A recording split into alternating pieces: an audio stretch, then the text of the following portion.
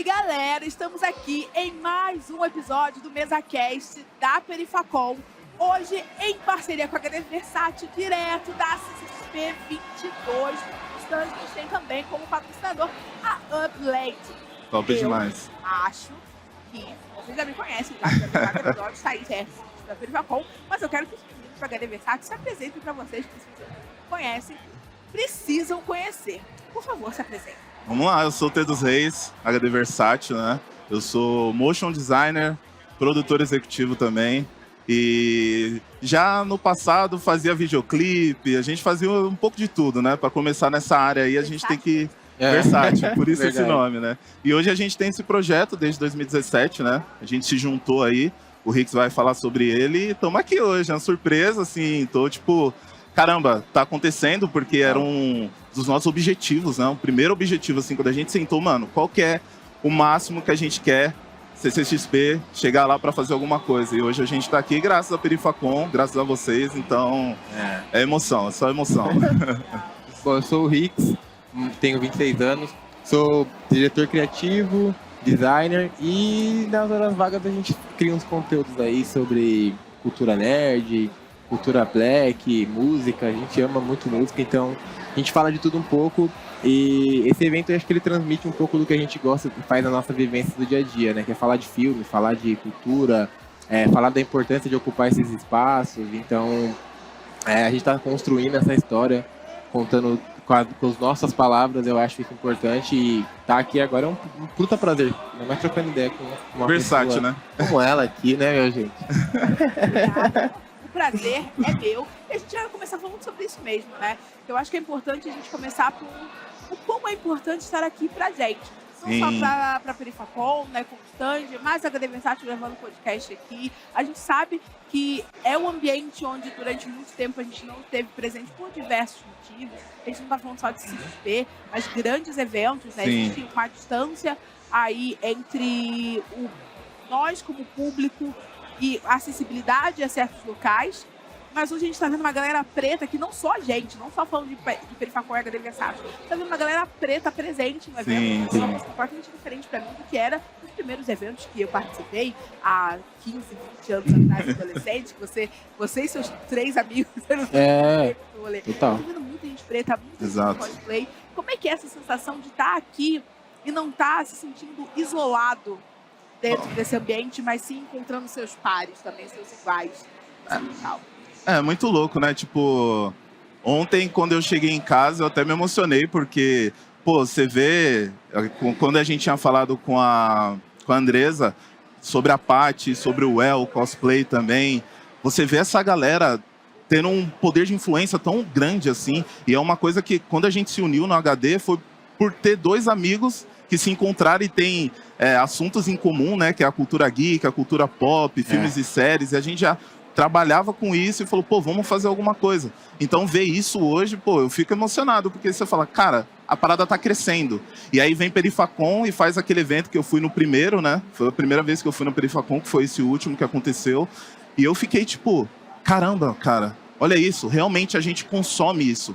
E antes a gente não se unia, então a gente achava ali, adolescente no meu quarto, eu achava que, sou só eu, meus amigos não devem curtir, não tem outro preto que curte isso, né? Que a gente não via HQ, a gente não via desenho representando a gente. E hoje em dia tem muita gente fazendo bastante conteúdo, o próprio Delay também, que eu virei fã agora também, fazendo coisas que a molecada vai ver e vai crescer com uma referência, né? Eu acho isso... Assim, eu acho que essa parte é muito interessante de saber que, mano, essa molecada eles vão ter uma outra perspectiva sobre o que a gente tá vendo agora. Eles já vão crescer nesse meio já acontecendo. Pra eles isso aqui vai ser normal. Né? E ocupar cada vez mais vai ser uma coisa natural pra eles. Mas a gente vê o quanto é importante a gente ir ali na Panini e ver uma HQ do Super Choque, que é uma coisa que a galera ainda não entendeu talvez qual que seja a importância disso. Ou o Jefferson tá ali mostrando as artes dele. E eu acho que trazer essa perspectiva é muito interessante. A gente falar sobre, porra, estamos conseguindo falar sobre cultura nerd, cultura pop, fazer negócio com a parada, que eu acho isso antigamente ser nerd era uma parada meio de, né, pejorativa. E aí hoje a gente consegue falar disso e fazer grana e trocar ideia e conhecer pessoas, né? Eu tava conversando, eu sempre trago os papos porque eu acho que alguns assuntos, eles vão permear diversas conversas. Sim. Ontem eu tava falando realmente isso com o Nil, com o Pedro, né? Que existia, principalmente no curte anime, né? Existia assim um período onde, ok, eu vou fingir que eu não gosto mais disso. Exatamente. Porque o taco é fedido e eu não quero me relacionar com esse. Eu não quero ser relacionado com esse tipo de situação. Mas hoje a gente vê que houve uma mudança, uma chave que virou aí nesse universo, onde tá tudo bem ser nerdola, tá tudo bem ser nerdola, assim, não tô falando nerdola, gente boa, tá, gente? Não nerdola, esse a gente não gosta. Mas tá tudo bem ser nerd, tá tudo bem ser geek, tá tudo bem curtir anime, assistir anime. O Brasil é um dos países que mais consomem anime nos streams do mundo, né? Então, houve... E acho que para as próximas gerações esse é um ponto importante de olhar para isso com normalidade, né? Não passar por esse processo que também tem ali o quê de racismo pra gente, né? Então, conseguir se olhar nesses cosplayers, como você falou da Paty, do o El Renato também, uma galera maravilhosa que tá aqui, belíssima de cosplay, olhar para isso e falar, ok, eu também posso fazer. Eu acho que isso é um efeito direto desse percurso que a gente desse caminho que a gente percorreu. Sim, e o quanto a gente está abrindo portas com isso, né? Porque o filho do Rickson tem 9 anos, está vendo isso e já vai, pô, meu pai tá ali, eu também posso estar. Meu primo, que tem 16 anos, vai ver, pô, meu primo tá ali.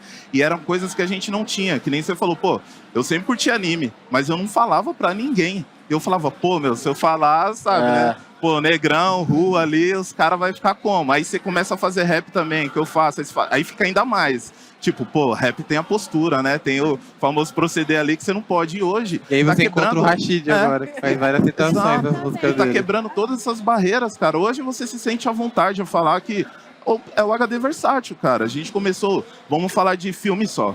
Aí depois, pô, o Rix, pô, mas a gente também gosta de música. Vamos falar de música também? Vamos. Aí ele chegou pra mim mês passado, Rafa, você não curte anime? Fala também de anime lá no canal. Então mostra essa versatilidade que a gente pode falar de tudo e a gente tem que se sentir em casa nesses espaços, né? E isso eu acho mais importante, né? Tem essa parada também, né, da gente falar sobre isso e aí a galera sempre quer levar pra problematização, mas não é, porque a gente sabe que é muito complicado. Mano, uma HQ é cara, mano. Tipo, quando era moleque, não tinha essa condição. Então, tipo, tá, eu tô falando de mim, mas quantos outros moleques também não tem essa parada? Mas também não é porque eles não querem, é porque a gente sabe que é limitado. Do acesso, Então, tipo, a gente possibilitar a Perifacom que cria essa acessibilidade, as paradas na internet de vídeo, da galera falando, eu acho muito interessante. Eu comecei dessa forma, consumindo. É bom falar sobre isso porque cria essas oportunidades de você conhecer artistas nacionais que também estão criando essas histórias, que também são periféricos, que estão fazendo a coisa acontecer, né? Então, às vezes, é muito caro o quadrinho lá da gringa, mas a gente encontra versões nacionais, ou melhor dizendo, artistas nacionais originais, que são tão... Exatamente, né? Então, acho que a possibilidade de poder transitar e vir aqui no Artist Valley e conversar com outros artistas, tem vários artistas periféricos, não só a galera do Narrativas Periféricas, mas outros artistas de diversos lugares, apresentando seu trabalho, você poder comprar e conseguir esses artistas também. E aí tem esse outro lado, a gente fala muito sobre o quanto a gente está conseguindo alcançar outros lugares, consumir outras coisas, se relacionar, a gente também está conseguindo transformar isso em trabalho. Exatamente. A gente também está potencializando essas nossas experiências e transformando ela em outras coisas, em objetos de cultura, né? Então, eu acho que... Tem muito disso, né? E a gente falar sobre essa parada e às vezes ficar um pouco com receio, que nem eu fui falando pra ele. Eu gosto muito de falar de filme. Porque eu acho que o filme é a forma que o diretor usa pra contar a narrativa da sociedade, de alguma maneira ali, meio que subentendida, com o seu teor dramático, obviamente, mas tem uma crítica social envolvida, tá ligado? A gente vê Star Wars, a gente vê isso, a gente vê X-Men, a gente vê falando sobre isso.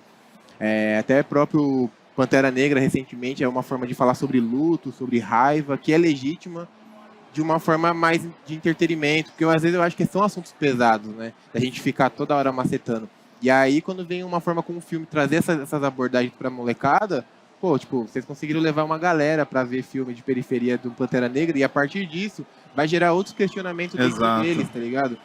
E isso a longo prazo não tem preço, mano. E esse lance do questionamento que você falou, eu acho importante, e puxando também pro que você disse, Thaís, do lance de, pô, você achar artistas nacionais que vão trazer nas suas artes umas narrativas que você vive também. Então você vai se identificar mais com isso do que talvez com um artista que está muito distante de você em questão de preço, de acessibilidade. Então você vai se envolver mais e você pode trazer mais crianças para entrar nesse universo mais facilmente também. Então, acho importante a divulgação dos artistas nacionais também. Acho muito importante isso também. Certeza. Aqui tem algumas perguntas, né? Que a gente vai puxar aqui para puxar o fio condutor do nosso bate-papo. Aí você falou sobre filme, vamos falar sobre nossos relacionamentos com as produções. Sim, né? sim. Como funciona a relação de vocês com o que vocês consomem, né? Olha, eu gosto de ver de tudo um pouco. Tipo assim, eu também não vejo coisa nova o tempo todo. Eu acho que tem muita coisa hoje. Acompanhar mesmo. Mas eu também não gosto muito dessa parada muito superficial. Então, tipo, que nem eu vi uma galera brigando um tempo atrás no Twitter por causa de She-Hulk, por causa não sei do que, do CGI. Achei uma palhaçada. Bem, eu concordo. Eu achei uma palhaçada porque sommelier de CGI não rola. Tá, a gente já assistiu tanta coisa. Ô, já viu o Quarteto Fantástico? Então. Você já viu Lanterna Verde? Gente, qual era aquele Oh, Conan não. o Bárbaro? É.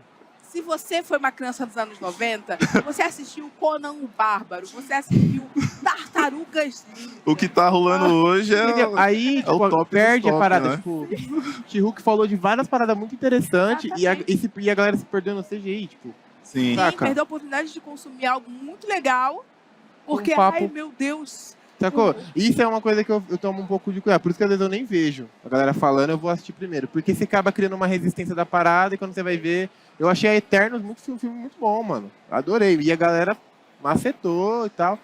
E aí eu acho que é legal porque é aquilo que a gente tava falando. Eles trazem várias narrativas diferentes. Isso a gente falando de Marvel, mas se a gente pega Interestelar, que é um filme de uma cota atrás, fala sobre física, que é uma outra parada, e fala sobre tempo.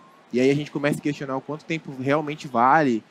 Saca? Eu acho que isso é bem legal, mas também tem muita coisa nacional. A gente viu o Lázaro Ramos, a luta que foi para lançar a medida provisória, ou Marighella.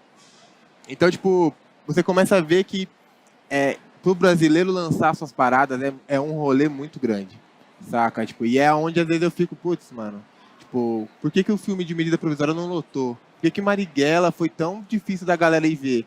Mas aí e aí a galera, tipo, qualquer outra coisa que vendem, a galera acaba pegando. Não sei também se é por causa da sociedade do jeito que vende a parada, né? tem toda uma questão Tem. de marketing envolvida, né? Tem a questão de toda a indústria cinematográfica e das salas de cinema que os filmes estrangeiros, Sim, os americanos, de heróis, tudo grandes, influencia. ocupam mais espaço nas salas de cinema do que o cinema nacional. Sim. Tem muito mais dinheiro para investir em divulgação. Sim. A cada 5 segundos você vê um anúncio de Pantera Negra passar. Não sei. E, tipo, adoro Pantera Negra, sabe? Mas a gente tem que entender Calma aí. Não há o equilíbrio, né, mano? há um desequilíbrio muito grande, sabe? Eu quero curtir outras coisas também. Eu quero assistir cinema nacional. Eu quero assistir cinema latino-americano, é maravilhoso. Sim. Mas são coisas que acabam não chegando na gente, a não ser que a gente assine um aplicativo que seja mais cult, sabe? E aí tem a questão das séries, né? Tipo, tem um monte. Mas eu acho que isso que você falou, eu acho por isso que é importante o papel dos produtores de conteúdo que nem a gente. Sim. Da gente fugir daquele óbvio, é uma discussão que a gente sempre tem. Pô, seria muito mais fácil a gente pegar o filme que tá todo mundo falando e produzir vários conteúdos desses filmes que tá todo mundo falando. Mas a gente prefere ir também fora dessa curva. Pô, vamos falar de filme nacional, vamos falar de um filme que tá escondidinho ali, para tentar abrir a mente dessa galera, porque querendo ou não, hoje em dia, a publicidade ainda vence. Mas a galera tá muito focada também no YouTube. Então, quanto mais a gente produzir, quanto mais collab a gente fazer, eu acho que melhor, para poder expandir mais esse mercado nacional também. E esse lance do envolvimento com o filme, eu tenho um lance muito... Eu me questiono muito nos últimos meses, porque a gente começou a ficar muito forte produzindo conteúdo. E aí eu comecei a parar de ver a quantidade de filme e série que eu via antes. E eu não consigo mais olhar com, tipo, aquela sensação de curtir a parada, sabe? Eu já olho pensando, caramba, acho que isso vai rodar um conteúdo legal. E eu não sei como eu quebro esse lance de parada. curtir mais e não ficar olhando só o lado profissional. Eu curti o filme mesmo, sabe? Com filme acaba sendo um pouco inevitável, às vezes. Mas com série eu ainda consigo me desapegar. Porque eu acho que série é tipo uma novela, né? Você consegue construir passo a passo. Então hoje eu consumo muito mais série. Então, eu tô vendo Periféricos ali, eu tô vendo uma... Periféricos. Saca? E aí, você fala, eu vejo um hoje, aí eu vejo um amanhã, aí eu vejo outro. Aí com filme, passa. O meu problema é ver filme que eu adoro, ver filme repetido. Eu vi umas 2, 3 vezes, eu vejo umas 4. 10 vezes. O meu problema já é um pouquinho diferente. Eu nem fico pensando tanto em construir conteúdo. Mas depois que você se torna uma roteirista, você começa a trabalhar com cinema, você começa a prestar atenção em outros detalhes. Então, antes, eu consumia tudo. Tudo. Eu assistia tudo. Eu trabalho escrevendo conteúdo geek há muitos anos. Trabalho no evento há muitos anos. Então eu consumia tudo. Eu preciso saber sobre tudo, porque eu preciso trabalhar, porque eu escrevo sobre isso. E eu assistia tudo. Eu assistia todas aquelas séries da CW de heróis. Flash, Supergirl, DC, não sei do que. Assistia tudo. Todas as temporadas idênticas de Flash. Assistia tudo. E aí você começa a estudar, você começa a entender mais narrativa, você começa a se fazer questionamentos do porquê você está assistindo aquilo. Por que você está gastando tempo da sua vida maratonando essa série que está repetindo a mesma história em todas as temporadas, os personagens novos, você começa a fazer questionamentos sobre The Walking Dead eu fiquei assim. Né? E aí eu falei, ok, agora eu tenho que ser um pouco mais seletiva sobre o que eu quero consumir. Isso foi acontecendo de uma forma natural. Então, mas às vezes acontecem coisas meio loucas. Eu fui assistir Periféricos porque, se chama Periféricos. Deixa eu ter, sem ter a mínima informação. Deixa eu ver o que era. Isso aqui, ok. Outra visão. eu estou gostando. Eu estou gostando disso aqui, estou gostando por onde vai. Então, mas ainda assim você vai... Eu acho que o que mais me encanta em Periféricos, por exemplo, é como eles tratam a viagem no tempo. Sim. Que é uma abordagem que eu ainda não conhecia. Tinha visto. Eu também não tinha visto. Então você vai prestando atenção em outros detalhes. Olha o uso desses instrumentos para criar uma narrativa. Sim. Aí você fica meio...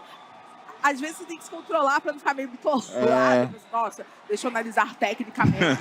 Você não precisa analisar tecnicamente tudo que acontece. Só curte a parada, né? Às vezes você vai precisar curtir. Acho que a relação com o consumo acaba sendo meio essa. Você falou uma parada que eu fiquei curioso agora, que é como é que é a parada de construir roteiros? Eu ia perguntar isso também sobre o lance, já emenda outra. O quanto de você coloca nos seus trabalhos como roteirista? Se, óbvio, tem trabalho que não dá essa liberdade, mas ainda assim você consegue colocar alguma coisinha que você fala, isso daqui é algo que era meu ali que tá, sabe?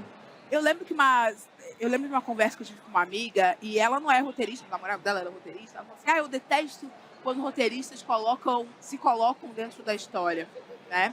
E aí eu comecei a tentar evitar me colocar dentro da história, fiquei bitolado com isso também, eu quero qualquer coisa, não quero me colocar dentro da minha história. Mas, inevitavelmente, há partes de mim dentro da história. Sim.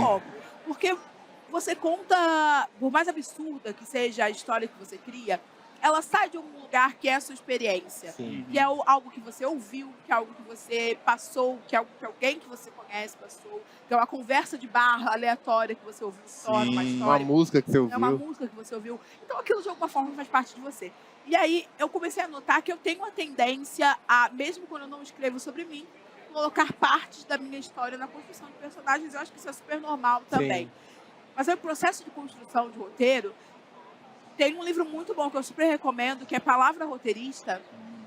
E ele tem ali, é um documentário e tem a versão, eu prefiro o livro.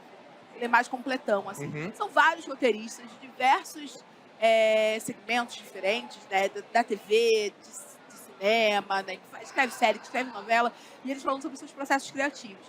Ao ler esse livro, eu entendi que não existe uma regra, e é muito comum nos cursos de roteiro da vida alguém falar, porque você tem que fazer assim, assim, assado, e esse é o método certo de fazer as coisas. Não existe, porque não é assim que funciona a criatividade. A questão é que é um trabalho que você precisa desenvolver com constância, precisa ter uma frequência nesse trabalho, precisa ter horário. Essa é a regra, porque como todo trabalho, demanda tempo, demanda você investir tempo nele para que saia. A criatividade, ela não acorda um dia com você, ou vai dormir com você. 2 horas da manhã fiquei criativa. Isso pode acontecer, mas não é o legal. O legal é que você trabalhe com constância para que aquilo se desenvolva, para que você trabalhe o seu cérebrozinho para ele trazer coisas, né? Para você. Então, mas os métodos, você desenvolve com o tempo também. Você pode seguir lugares diferentes. Eu gosto muito de fazer experiências novas, sabe? E de entender narrativas novas. Até você citou Eternos, acho que um grande problema de Eternos para o público em geral é que ele traz uma estrutura narrativa que não é muito comum.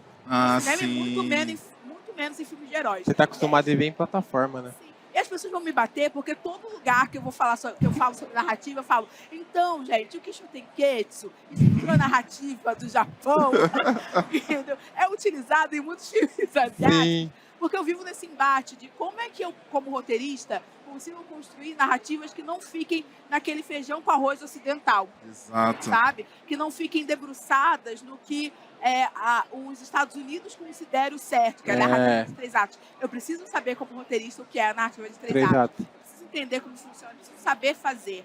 Mas eu também posso experimentar como outros povos no mundo contam suas histórias. Exato. É importante que a gente saiba disso. E aí eu tô nessa busca louca. Vou tentando responder a pergunta. Sim. Eu tô nessa busca louca de como eu aprendo mais métodos narrativos para que eu possa melhorar como profissional, como roteirista, e possa chegar a outros lugares. Então, meu processo é meio esse, é um processo de constante estudo. E aí você questionamento, né? É legal porque ela falou disso, me lembrou Mulher Rei, mano. Sim. Mulher Rei tem essa... Eu acho que a narrativa é um pouco diferente do que a gente tá acostumado, até porque a gente sabe que o cinema, Hollywood, pensa de uma outra maneira com o sistema, né? Então, quando a Viola Davis falou que ela levou 7 anos para construir a narrativa da parada, achar a galera, o lugar certo, tudo isso fez parte do... Conseguir realizar a parada, né, mano? Total. É muito difícil você... Eu lembro de... Eu sempre faço isso, falar de novo. Eu acho que é muito importante a gente levantar essa questão. Há uns anos atrás, depois do lançamento do Pantera Negra, do primeiro Pantera Negra, Sim. Spike Lee deu uma entrevista falando que o Pantera Negra, Spike Lee já estava lá com suas 3 décadas de carreira, falando que a existência do Pantera Negra abriu portas para ele, porque antes existia, realmente eu lembro claramente dessas conversas em aula, que existia essa verdade absoluta de que filmes com protagonismo negro, filmes com elenco negro, não seriam blockbusters. São filmes mais alternativos, são filmes mais críticos, blockbuster, os protagonistas negros levar a galera pro cinema. Não vai. Os estúdios diziam não, isso é impossível. A não ser que seja um Will Smith da vida, sabe? Que aí é bem inserido no entretenimento. E ele tem essa longa carreira, essa extensão de carreira, e além disso ele faz filmes onde não é um filme completo, elenco negro, essas coisas. Fazer um filme de gente preta, isso aí não vai dar certo, isso aí não vai levar... E com a história voltada para nossa cultura. Exatamente. E aí Pantera Negra veio e disse... Opa. Não, tá. E foi um movimento. Você gostando ou não do filme. Eu tenho diversas críticas ao primeiro Pantera Negra. Críticas, inclusive, foram respondidas no segundo filme. Aí Opa! Você está entrando no meu Gmail? Você está lendo minhas conversas? Mas que foram respondidas. Mas você pensar que precisou ter Pantera Negra no filme de herói para que, olha isso só, acontecesse. gente, olha esse movimento. E foi um movimento cultural exatamente gigantesco. E aí o mesmo, né, que Spike Lee ganhou um Oscar com Infiltrados na Clã, né? Exatamente. Um filme super... Acho que a crítica que ele faz vem sendo de anos. E aí você vê que ele lançou Malcolm X em 92, 96, com Denzel, ele na direção. E aí você vê que ele também fez A Gente Se Vê Ontem na Netflix. E, mano, a narrativa sempre tá ali. Essa parada sempre... Aí Infiltrados na Clã, que ganhou um Oscar. E aí Pantera Negra, então tipo, você vê que o movimento tá acontecendo ali. Aí tem a Eve, né, que lançou Olhos que Condenam. Sim. Que tem outras obras também. Então, isso que você falou é exatamente isso. Tem nem... E acaba, por um lado, também influenciando, é uma loucura falar isso, mas influenciando também as possibilidades e as portas que são abertas pra gente. Nossa, Sim. total. Então, acho que houve uma mudança no mundo todo, acho que várias coisas estão acontecendo. É claro que a gente não tá nem perto daquilo que a gente merece e onde a gente deseja chegar, mas foi, sim, um marco cultural. Né? Total. A gente está quase caminhando aí pro fim dessa conversa maravilhosa, a gente vai precisar ter uma conversa, pelo menos. E aí, eu gosto sempre de indicação, gente. Total. Sim. Então vamos lá. Indicar alguma coisa para o público assistir. O que você indica? Pode ser? Pode ir lá. Não, vou deixar o Rafa indicar. A gente falou sobre isso hoje pro nosso produtor. Eu ia indicar muito a série Yasuke, Afro Samurai, tem no Netflix. E também tem várias outras animações e mangás também do Afro Samurai. É uma história única, é uma história que me envolveu muito pela história de ser o primeiro samurai fora do continente asiático, o primeiro samurai negro. Marcou história. Então, tá lançando uma HQ sobre Yasuke. Aí, ó. Pagar um hambúrguer lá em casa. Então, cara, eu recomendo para todo mundo, porque assim, todas as histórias que foram contadas, inclusive essa do Netflix, são muito boas. Os HQs que existem também sobre. Eu pesquisa tudo sobre essa história, porque é uma história única e eu acho que deveria ter sido contada pra gente, pelo menos pra minha pessoa quando eu era mais novo, porque contar essas histórias para as crianças muda a jornada delas, de se ver, de olhar e falar, pô, eu também posso, eu sou bonito, olha esse cabelo, olha esse desenho. Então eu acho isso é único e tem que ser contado. Assim como o nosso projeto de mostrar para as pessoas que, pô, 2 caras pretos, uma mina preta, eles podem fazer acontecer. Então eu tô enxergando eles como alguém que tem um poder de transformação também. Eu acho que é isso. Sim. Olha, é que eu tô consumindo muita coisa, então é difícil decidir uma coisa só. Mas, e como a gente já citou Periféricos, eu não preciso nem falar de novo. Mas eu acho que eu indicaria Um Limite Entre Nós, que é um filme do Denzel Washington, onde ele é protagonista com a Viola Davis, e ele também é o diretor. Eu sou um cara apaixonado pelo Denzel, e eu acho que esse filme conta muito sobre a mente de um homem preto, saca? E as questões que ele tem dentro dele, e como a família enxerga isso. Eu acho que é uma parada muito densa, mas ele e a Viola entregam perfeitamente. Eu acho que é uma reflexão muito interessante, que é onde eu me encontro agora, parando para analisar isso com mais calma, com um pouco mais de cautela, entendendo quem ele é no Hollywood. Eu acho que esse filme encaixa perfeito, tem na Prime, então tá facinho. Dicas maravilhosas, eu espero que vocês consumam tudo isso. Eu vou indicar que você assista anime para poder Boku no Hero, Boku no Hero, Golden Demon Kamuy, Slayer. Aí, ó. Nossa, muito bom, Golden muito bom. Kamuy, Ranking of Kings. Muito bom. Foi uma das melhores coisas que eu assisti no último ano. Nossa, muito bom, muito bom. Representatividade, é fofo Sim, e com mensagem. Ó, muito bom. facinho. Nossa, Beleza. no almoço ainda. Vocês querem dar o último recado, seguir nas redes sociais? Fala aí, É rápido. gente. Pô, acho Manda que HD Versátil, você vai encontrar o T dos Reis lá também. HD Versátil pra sempre, Perifacom também, tamo junto. É isso, eu sou o Rix, tudo lá na HD Versátil. Eu também estou desenvolvendo um projeto com a Google agora, que é a Black Create, onde a gente está com uma galera em peso, juntando várias pessoas pretas para criar conteúdo, várias collabs. Então você vai ver de tudo lá um pouco. Eu não vou ficar me rotulando, porque eu faço muita coisa. Nas horas vagas eu sou pai, né? Então... Nas horas vagas não, a maioria do tempo, mas... E aí a gente tá, né? Vai presente. Então é aquela coisa. É muita doideira, mas a gente faz de tudo um pouco, mas na HD você encontra tudo facinho. E ela já tá convidada pro podcast. É isso. Eva, adoro convite, Entendeu? gente. Muito obrigado pela presença. Foi um bate-papo maravilhoso no MesaCast aqui da isso. Perifacom do CCXP. É o último dia, gente. Tá acabando, tá acabando. Tá acabando. Aí a gente volta. Ouviu nesse XP? Pega a Pra visão. convidar de novo, pra gente fazer um bagulhinho aqui. Exato. E acompanha que durante essa semana vai sair paradas com a Perifa, com a HD. Mãe, te amo, mãe. Não, mamãe também te ama, mãe. Ela nem assiste YouTube. E é isso, gente. Obrigada. Beijão. Continuem acompanhando o Perifacom e a HD Versátil em todas as redes sociais. Até mais. Tchau, tchau.